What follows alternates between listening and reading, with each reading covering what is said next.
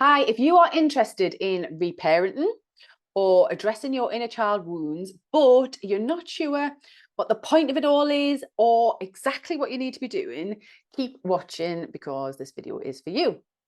Just give me a few minutes. I'm going to break down the root of our wounds when addressing inner child healing and what we are doing during the reparenting process to gain the most benefits from it. If you find this information helpful and you want to try out my video replay technique to gather a bit more information to support you doing your inner child explorations, let me know in the comments and I'm happy to send you a link so you can try that experience. Hello, I am Terri-Lee Shield. I am host at Love School. I use my 12 years of experience with personal research to support a natural, holistic recovery. And I do that through sharing life design tools and shadow work skills.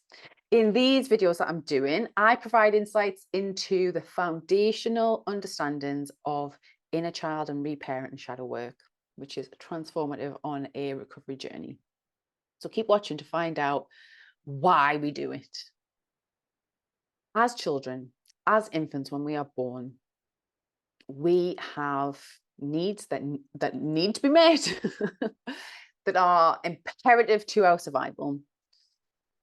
And some of those needs obviously carry on completely throughout our lives. They're human needs, they're fundamental human needs, but as infants, we are much more vulnerable. We have needs for nurture to be given us. We can't meet those needs ourselves. We need to be kept safe and secure. We can't provide that for ourselves. And when those needs are not met, when they are denied, when they are dismissed, when they are even delayed, it causes a fear response, our nervous system response. And as children, we don't understand that. All we do is we get these stressful feelings and it creates a trauma wound. And this is regardless of how we feel like we've been parented in the long term, or how actually effective our parents were. It's all to do with how we felt as infants, and unable to process all that, we can respond in our primal responses, which is fear. And our nervous system responds, and especially if this happens over a prolonged period, if this happens combined with a stressful situation, if this is ongoing due to neglect or our needs not being met for a consistent period, it can cause a significant trauma wound. And that sometimes we refer to as CPTSD, which is complex post-traumatic stress disorder. But ultimately, they're wounds that are created in these early phases of life. And inner child wounds can occur at any point in our development, from infancy right the way up to our teenage years. There are many reasons why our parents weren't ideal parents. And that's not to say that your parents weren't good parents. Some even people who think they have good parents will have these wounds at times because our parents are not perfect. And as children, we don't understand that and we expect them to be. We want our needs to be met and they're not.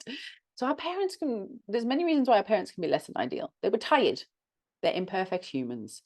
They're working. They have other responsibilities. They have other priorities. They have their own trauma. They have their own lives.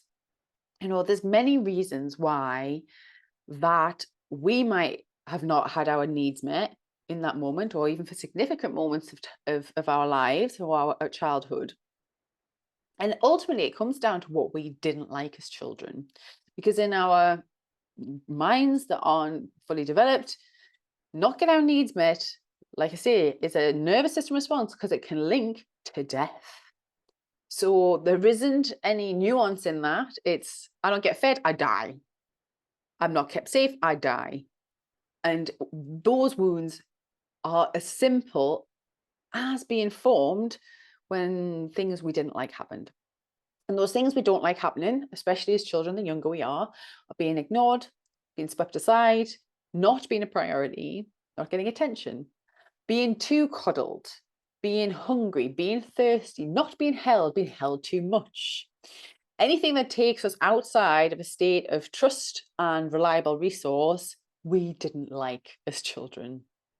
And that can occur or cause a wound where we react in two ways. We can be the vulnerable child where we feel frightened and scared, or we can be the rebellious child where we act out, where we scream and cry out and tantrum for attention. And reparenting, so inner child work, is finding out what those wounds are, going back into our memories and connecting with those wounds, bringing them to the surface. And then reparenting is the opportunity to address those wounds from your now adult perspective and using your logic, your reason, all of this mental capacity that you have now, understanding why those needs weren't met, and then taking responsibility for the reality that now as an adult, you can meet those needs and putting actions into place in order to meet them.